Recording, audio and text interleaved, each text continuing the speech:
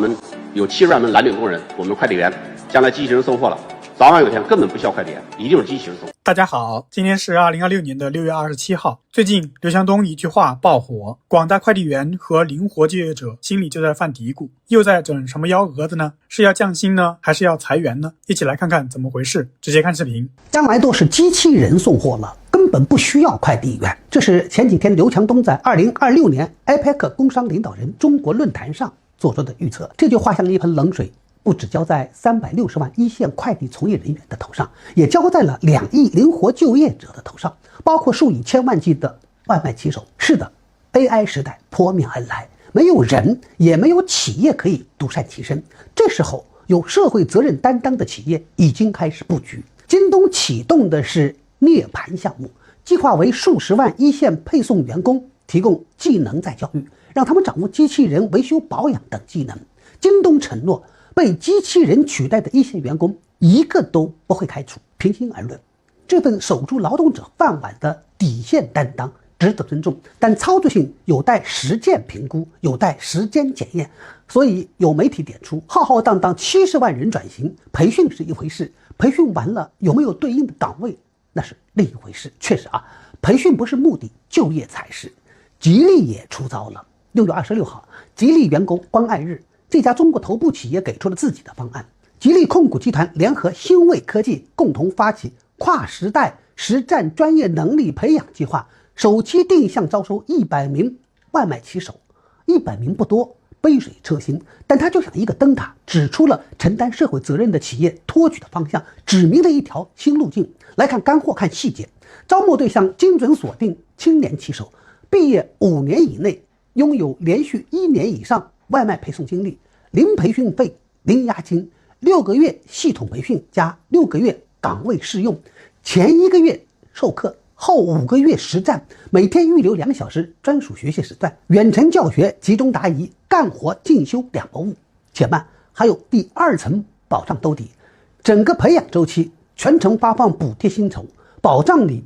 转型不失业，学习有收入。然后呢，最大的托举在后面，考核通过后直接入职吉利汽车营销或质量管理2大方向岗位，同步颁发新卫科技实战能力学位证书。吉利为什么能做到这一点？咱们拆解开来看。很多企业做培训往往缺少产业承接，吉利的优势在于深耕实业30年所构建的完整产业与育人生态。今天的吉利已构建起贯穿学士、硕士联合培养博士、博士后的育人体系，具备为外卖骑手提供从专业拓展、经验转化、潜能释放、职业转型到岗位直通的全链条支撑能力，已经把汽车产业真实业务场景转化为标准化的教学课程，打通了培训、实训、就业的闭环，解决了学完没处去的行业结构性痛点。这时候我们再来评2家都具有社会责任意识的企业在解决2亿灵活就业者出路时的同与不同在哪里。京东说一个都不开除，守住存量；吉利说跟我来，打开增量。一个是底线，一个是天花板，两者不矛盾，恰恰构成了中国企业面对 AI 时代的完整答卷。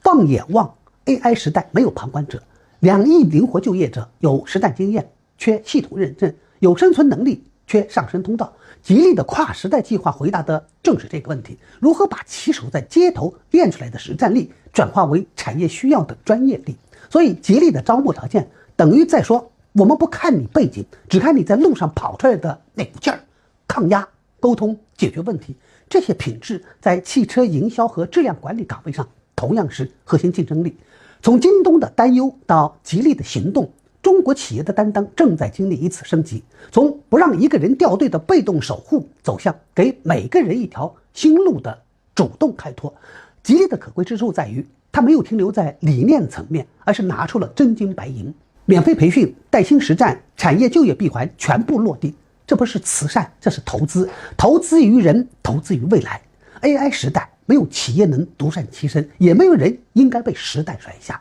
吉利的答案是，与其被动等待，不如主动跨时代。这不是一句口号，是一次面向2亿灵活就业者的郑重邀请。你还在路上，但你的下一站可以在这儿。2026年6月10日，中国新就业形态研究中心预测报告，中国灵活就业人员3.2亿，这些人是该开心刘强东提出的涅槃计划，送他们去学校培训，将来维修机器人呢？还是该焦虑担心饼还没吃到，就要面临更长时间的失业，一家老小生活压力巨大呢？再来看看吉利，也算是实打实的给出了方案以及后续人员的安置，但能不能达到预期效果，让大家有一份安稳的工作，搭上 AI 人工智能这辆快车，还得留给时间来揭晓答案。最近国内有专家建议提高劳动者最低工资标准，北大经济学教授张丹丹根据农民工、外卖人员每周工作时长，呼吁给中国劳动力减负。这个想法是好的，但能实现吗？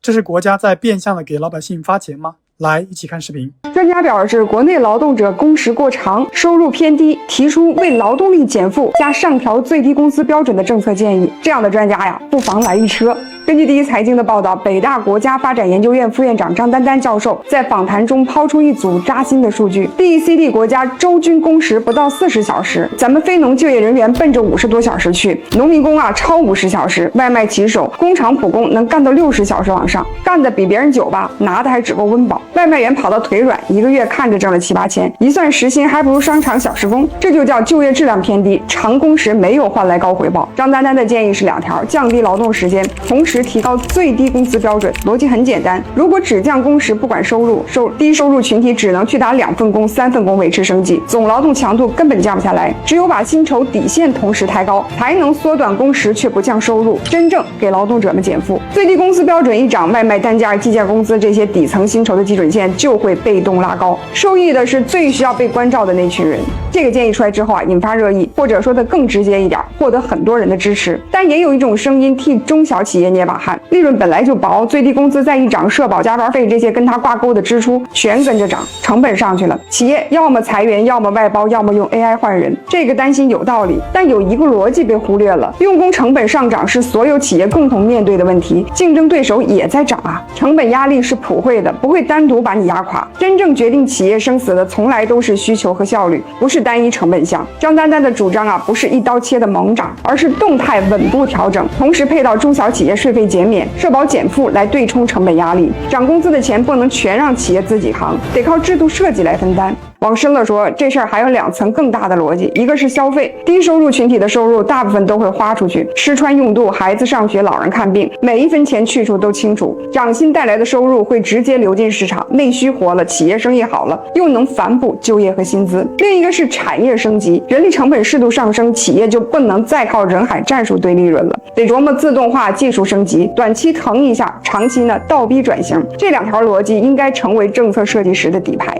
最低工资的设计初衷是要保障劳动者基本生活、养家糊口，但这些年这条线的调整速度往往赶不上房租、物价的涨幅，导致它托底的功能打了折扣，底部托不稳，上面就全晃。脱离企业承受能力的涨，是逼企业关门；脱离劳动者生存需求的低，是让拼命干活的人看不到希望。所以，真正该讨论的不是要不要涨，而是怎么科学的涨、动态的调、配套的推。张丹丹这个建议的价值啊，不在于给了标准答案，而在于把这道题摆到了桌面上，给出的建议也是逻辑清晰。希望这个声音能被听到，能被认真对待，让基础劳动本身更值钱。很多网友说，外卖员怎么可能每周只工作60个小时呢？他们每天不低于12个小时，每周至少84个小时，想休息就说人手不够。如果工资涨了，房租、水电、物价有没有可能跟着涨呢？现在很多企业在裁员，这时候提出涨薪，有没有可能倒闭的企业公司更多呢？让老百姓实实在在有活干，能拿到对应的报酬就已经很不错了。但就是这种最基本的标准，可能也难以实现了，